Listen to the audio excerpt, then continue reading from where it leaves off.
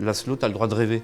Tu as le droit de nous proposer des trucs improbables, on les étudiera. Moi j'étais ravi de passer mon entretien avec Apprentis d'Auteuil pour accompagner des jeunes en difficulté. Quand je rencontre un jeune qui est isolé, qui n'a pas d'amis, pas de relations, rien, et qu'au bout de quelques mois d'accompagnement, finalement, on arrive à lui faire enregistrer un morceau et qu'à la fin il sort, il a des amis, voire une petite copine, et là je pense vraiment à quelqu'un de précis. J'ai l'impression quand même de l'avoir remis du bon côté de la barrière, c'est-à-dire celui de la vie. J'ai un dispositif très facile à expliquer. Je suis dans un camion aménagé en bureau et je me déplace en zone rurale, aux alentours de Perpignan, et je vais vers les publics les plus isolés. Ce camion me permet non seulement de les accueillir, et me permet surtout de les accompagner là où il faut. Les qualités pour bien faire mon métier, certainement l'empathie dans un premier temps, savoir se mettre à la place des autres, pouvoir ressentir un peu ce qu'ils ressentent. Quelque chose peut-être d'un peu plus invisible en termes de compétences, je crois que c'est le plaisir de faire ce qu'on fait.